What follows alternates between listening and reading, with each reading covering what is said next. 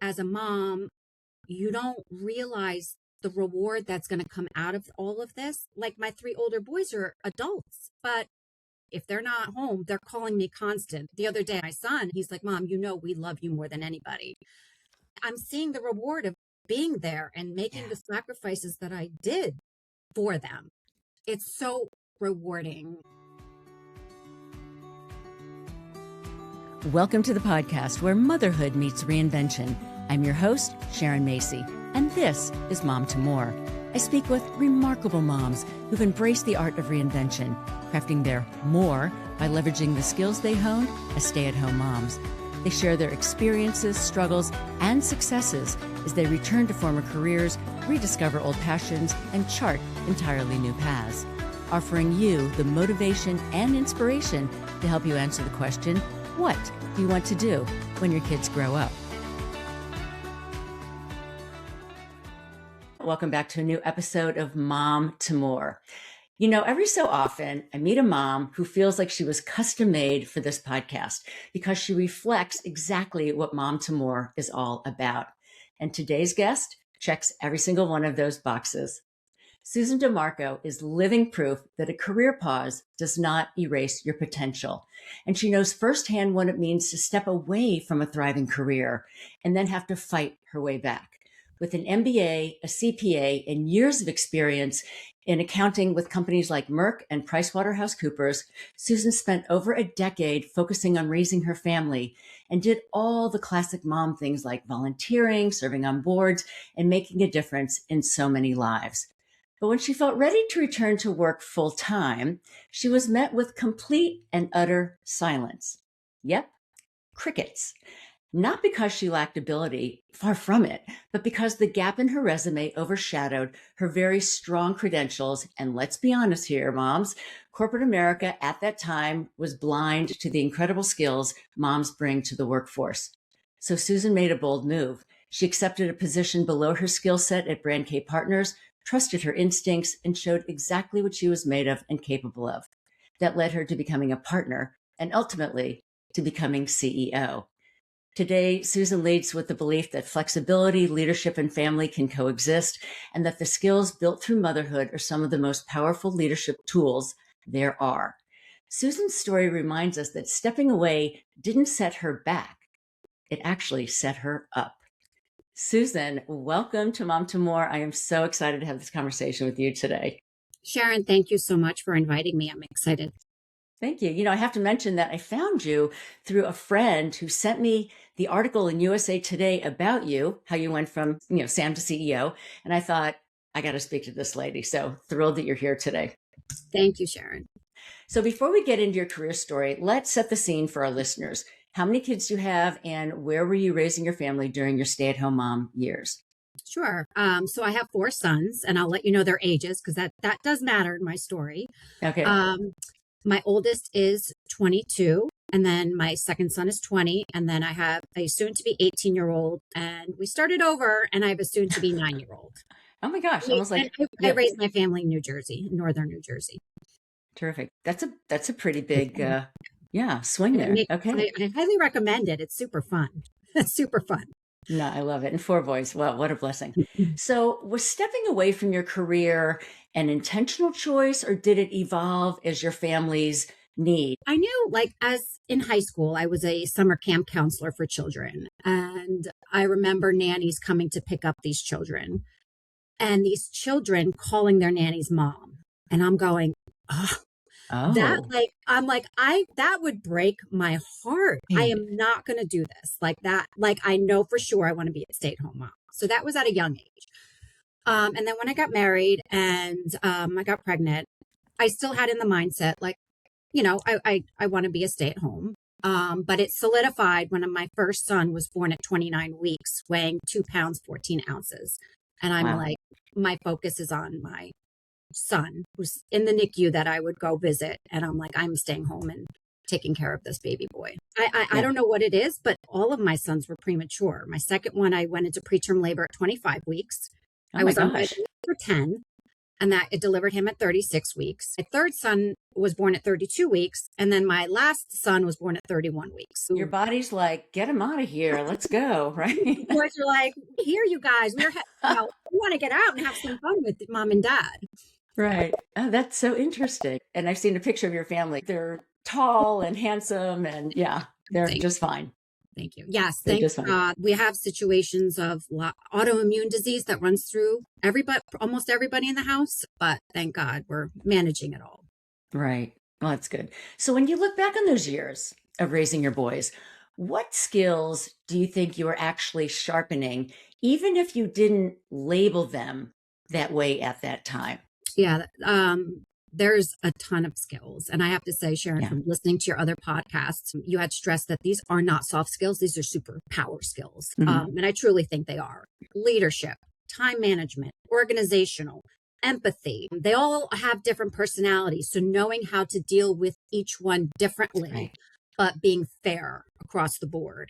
Being strategic. So how am I going to get them to go to bed without, the challenges that they would try to fight and want to watch another, movie or cartoon. So you learn all that being a mom.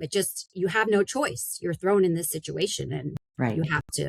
And I look back on mine, we don't realize these extraordinary skills that we are honing while we're raising kids. And then one day we sort of look back on it and you think, I have this knowledge base that I didn't have before.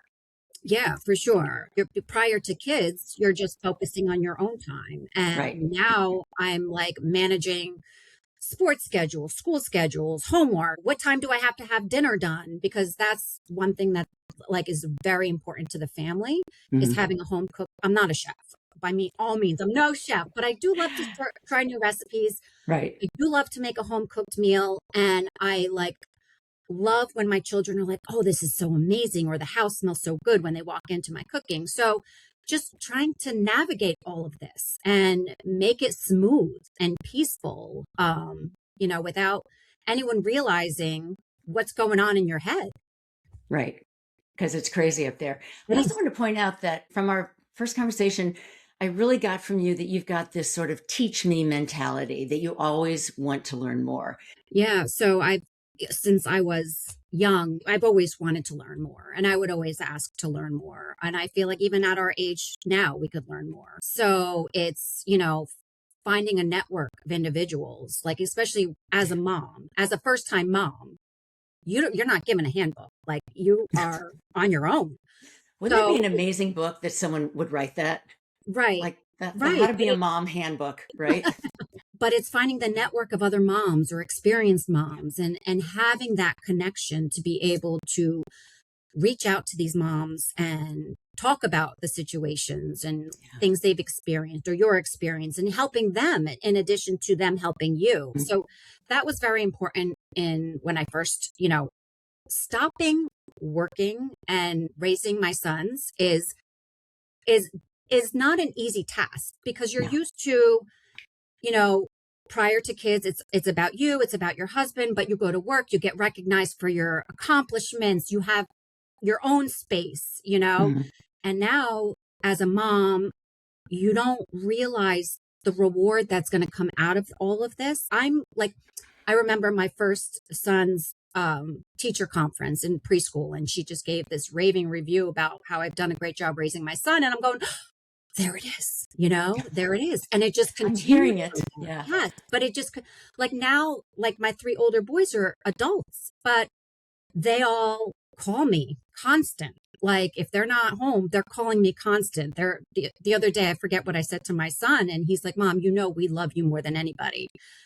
And Aww. it's those, it's don't tell dad. Okay. Yeah. Right. But it's I'm seeing the reward of being there and making the sacrifices that I did for them. And I continue to, I would, if there was only, if I had the last meal and they were hungry, they could have it, Of course. It's I will do anything for my children and my husband as well. I love him to death. And he's very supportive, but, it's just, it's so rewarding. It's so rewarding. It is. So let's talk about the resume gap, because this is where so many moms get stuck, and how moms can like rebrand this time of their life with this very rich skill set that they already have. And I got to tell you, Susan, I will admit that I was embarrassed by my gap for years. Like I didn't know what to put on my LinkedIn resume. And it wasn't until years later that I said, WTF, I am putting those years and all the skills I honed and all the money I raised and the leadership positions I held in my resume. And I clearly have it as stay-at-home mom years on my resume. And I'm proud of that because a lot happened in those 20 years. So what would you say to women who had robust careers, step back to raise the kids, and now want to head back into the workforce without minimizing this really, really important chapter that they are in at the moment? Yeah, Sharon, I'm glad you said that because I'll be honest with you. When I had that resume gap, I never put in stay-at-home mom, and I never put in those skills, which I think are super important to outline. And knowing what I know now, I definitely would. So I just think that, moms should not ever regret that they decided to take that time away, because they will, if they haven't seen the rewards of what they've done, they will. Be proud of what you've accomplished and put that on the resume. There's just so many skills that you've just learned from raising these children from home. And I strongly believe, and I've said this before, all of those skills belong on your resume.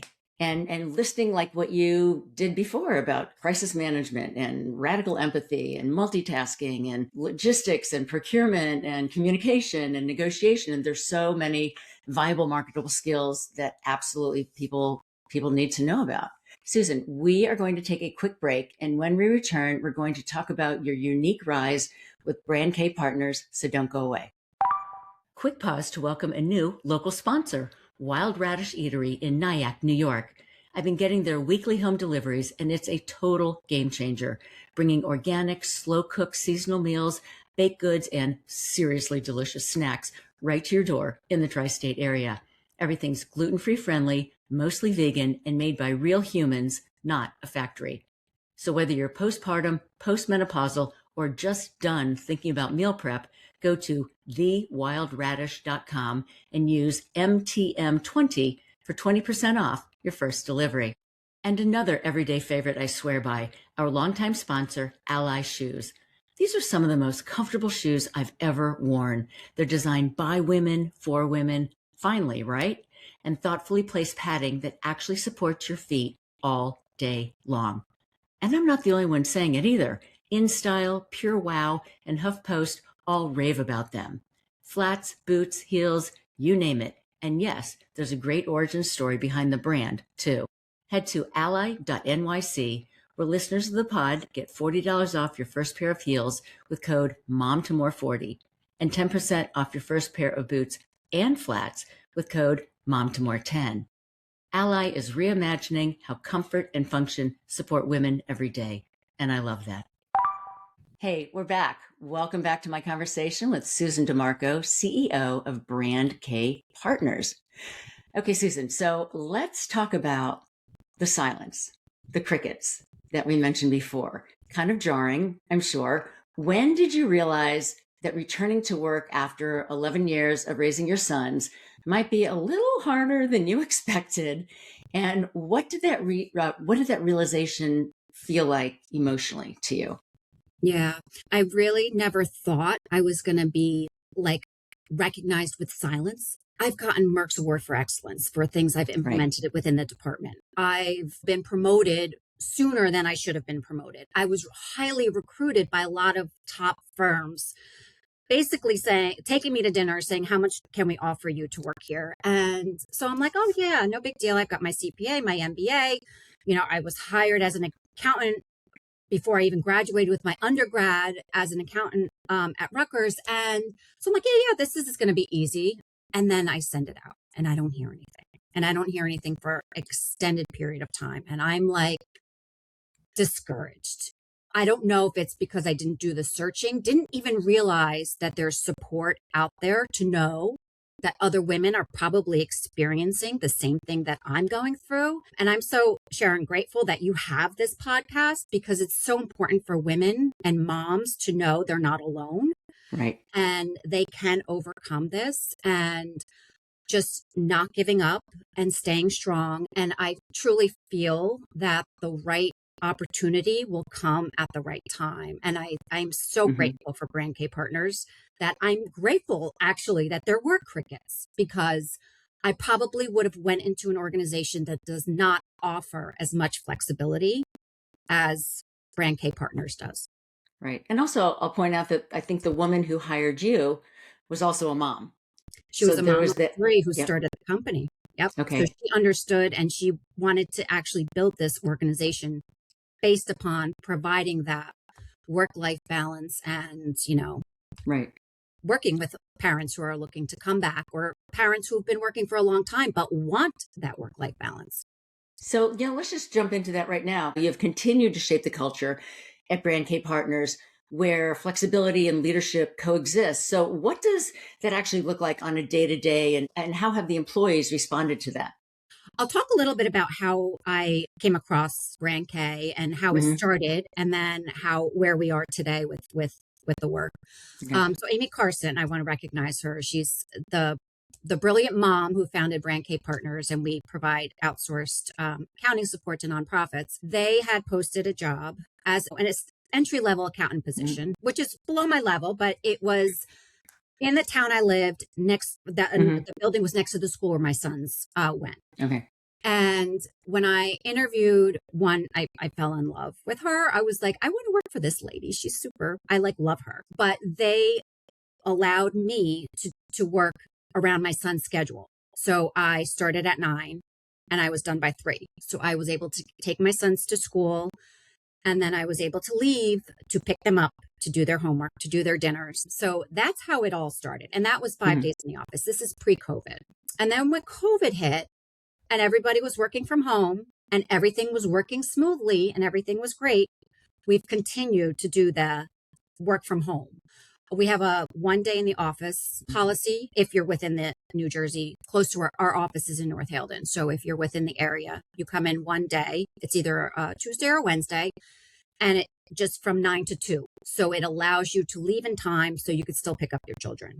And we understand. We have about 20 people employed with Brand K Partners. About 85% are parents. We know, like everyone knows, by 3:15, I need to head out to pick up my son. So we try to schedule meetings, whatever, prior to that. And we respect everybody's time. Do you find that more gets done within that condensed period of time than if you were there from 9 to 5? Yes, I 100%. I think you're more productive. You have that limited time, but how can I do this efficiently? So interesting. I love the culture. It is, I'd say, human led, and there's such a strong female imprint on it that allows for that flexibility. And I think, and within that, the employees are more grateful. The employees are more productive. There's just a benefit after benefit from looking at it from a fresh perspective, which is what you have brought to that table. When you look back, did you realize at the time that motherhood was preparing you for leadership and your next chapter beyond raising kids, or were you just like so into the weeds? I never did. And like I said, I never even thought about those skills that I was building Mm-hmm. at the time. What leadership muscle do you think motherhood strengthened the most? Looking at it with your CEO glasses on. Forward thinking about the decisions I make today, how will that impact the future? Right, right. And what percent of your employees are female versus male? Well, that's interesting. So it is 95% female. Interesting. Yeah. And what does the one Not guy think about intentional, this? not intentional. It just Right. happens to be like that. They all adapt. We have a wonderful culture. I am so grateful for our team. They are super amazing. I think what sets us apart from others is our team truly cares about these nonprofits and doing great work, and they're Hmm. appreciative of the culture of Brand K and the flexibility that they have. Right. Nice. So, what advice would you have for moms stepping into their next chapter, especially around taking opportunities that may be either unpaid, if they can swing that, or below their experience level, and trusting that these steps can lead to something bigger? First of all, finding that next chapter in your life, finding something that you are going to enjoy doing. Yeah. Because a happy mom is going to make the whole household happy. You want to really enjoy what you do because it makes an impact on your family. And don't give up. Just continue.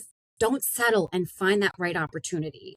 Even if it's below your skill level, they will see what you're capable of, and the rewards will just come. But I think the important part of finding that next chapter in your life is something that's going to work within your household is so important. Right. Right. And taking care of yourself. You need to find time. I think as moms, sometimes we tend to push our health to the side. I think it's important to find that time and make sure you're eating healthy and you're taking that quiet time to yourself to just regroup. Okay. Self-care. I know that word is sometimes I feel like it's so overused, but yes, it's sort of like when you're in the airplane and the oxygen drops down and they always say, put it on yourself before you help somebody else. So what do you do, Susan DeMarco, to make sure that you are the best that you can be for Brand K Partners CEO and for your family? So I am an early bird. I get up at 4, but I'm sleeping by 9 o'clock. And I like to get up. I like to take my shower, have a cup of coffee. I'll usually start with hot lemon water as my drink in the morning, and just I love that. Take a breather. Yeah. And sometimes, depending on my class schedule, I do like to do an hour of Pilates, and I'll try to do that sometime in the morning before the kids get up. And I like that quiet time before the kids get up. I feel like I need a few hours to myself before everybody gets up, just to get my brain is fresh. I'm logging into my computer actually in the morning, so doing some work. In addition to my self-care of Pilates, my lemon water, my quiet time. And I get that all accomplished by the time my little one gets up at 7 in the morning. You've already had like a quarter of your day already. That's early. That's early. Yeah. You get up in the dark, and especially this time of year, that could be a little challenging. Yeah. I feel like I get a lot. I feel good about myself. By the time 7 o'clock rolls around, I'm ready. I'm packing your lunches. I'm making your breakfast. I'm ready to go. I think the nice thing about waking up so darn early in the morning is no one's calling you, right? And you can just answer all those emails and no one's going to bother you. So I know several other people who are super early birds, and they say it's a super productive time of the day, which I can appreciate. Okay. So Susan, we had talked earlier about the fact that you've got quite a significant gap between your youngest son and your older 3. How did this work? Because you were working at Brand K. So you suddenly went from being a stay-at-home mom back to working mom, and now back to sort of what I call an intentional hybrid mom, where you are, working between those hours of 9 and 3. I mean, it was amazing that I don't think I could have done this at any other organization, but because of Brand K's flexibility and work-life balance, I was able to work when I had my 4th son, Nicholas, who will be 9 years old on Saturday. I worked from home. I worked, hours around my son's napping schedules. They did not look at that. That was just highly accepted within the organization. So I was grateful that even when he went to preschool, I was very heavily involved being craft mom. I was able to do it all. I was doing what I loved, but I was also not taking away from raising my youngest son, Nicholas. More companies should take a lead from Brand K Partners. I love that. Thank you. And that's how it all became apart with the USA Today article, when there was an article that said a lot of parents have to leave their workforce because everybody's requiring them to come back into the office. And I'm going, well, they don't know Brand K. And I feel like I need to reach out to this reporter and let her know that there are some organizations who do value families and children and value them as an employee as well. I think that should be the way that corporations run in our new world order, whenever that is happening. So thank you for that. I have a couple of lightning round questions for you. Ooh. So these are going to be short answers. And are you ready? Sure. Okay, here we go. The most underrated skill I gained from motherhood is? I think it's being strategic. Yeah. Okay. And that's carried over into everything that you're doing as a CEO. Mm-hmm. Okay. When you think about this chapter of life, the one word that comes to mind is Rewarding. I love that. And what's one thing the world needs to know about the hidden resume of moms that we gather from raising kids? What does every employer out there, every headhunter need to know about the skills that moms are already bringing, even though there's that gap? I say that in air quotes in the resume. Problem solving. Yep. Time management for sure. Mm-hmm. Negotiation. Right. And also, I'm gonna add on one that I think employers need to know about: the empathy that moms bring to the table. We have a way of dealing with people that maybe a man has not experienced yet. What do you think about that one? Yeah, definitely, for sure. So you've already reinvented in a big way with Brand K Partners. But since this is Mom to More, what is the more that you are giving yourself permission to explore next?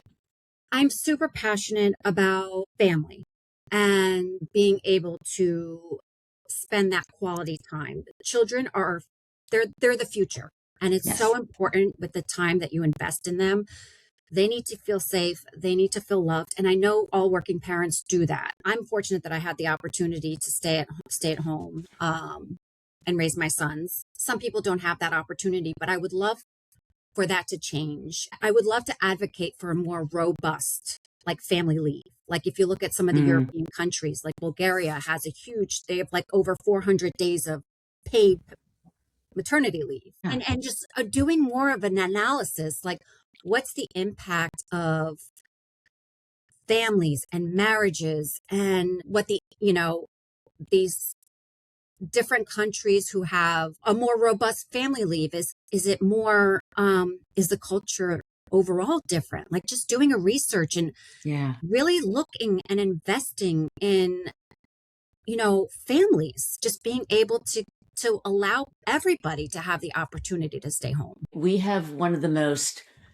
paltry maternity leave on the planet, right? A lot of these other foreign governments are paying for moms to stay home longer than it is in the United States. So this is really part of, I guess we'll call this like the sea change, that things really need to change to make it easier for children to be raised and for families to stay together, and for that dynamic, which is so important for the kids, to actually happen. Yeah, for sure. Is that just something that is like a passion of yours, and you just want to really dive into it and maybe start writing articles about it? Where does that go? I don't know. I'm like, this is just something. So if there's somebody out there who wants to do what I want to do, I'd love to, like, talk about it, because it's, this is like, so we need to look at our children and what can we do to make this world a better place. I love that. I love that. Okay. So in light of that, tell my audience where they can find you online. And folks, everything is going to be in the show notes. And I just want to add, talking to employers and showing them that they're missing out on this talent because of these gaps, and maybe having the government give them like a tax credit, like if they had a work-life balance. Like, I don't know what it is, but I just feel super strongly that I need to build upon this and make this a better place. Oh, all right. So I'm really looking forward to following along. Thank you. And how you are going to actually continue to change the world, because you've already changed so many things to this point in time, and you've got a lot more ahead of you. I'm looking forward to following you on that. So tell our listeners where they can find you online. Sure. So LinkedIn, Facebook, Susan DeMarco. That's a space with DE space DeMarco. Okay. I'm also on Instagram. FTMOM, the number 2 CEO. I created that after the USA Today article that Madeline Mitchell had written in October 25.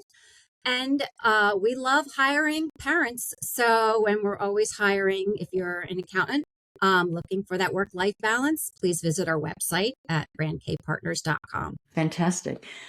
Susan, I'm so glad. I can't even think of the friend who actually sent me the article from USA Today, but I'm thanking her for doing that, because I love your story. And it really goes to show moms that there is a way forward. This goes to prove that everything that you're building as a stay-at-home mom is marketable and valuable and will take you on to your next chapter. So I love your story. Keep it going. So I just want to thank you for your time today. This has been such an interesting conversation. Sharon, thank you so much for inviting me. And I highly recommend, I've enjoyed listening to all your podcasts and will continue to. Thank you so much. This wraps another episode of Mom to More. If this conversation sparked something in you, hit follow or subscribe and leave a quick 5-star review to help more moms discover the show that's shaping culture. And remember, you already possess the skills and the experience you need to start on this journey, because reinvention doesn't have an age limit.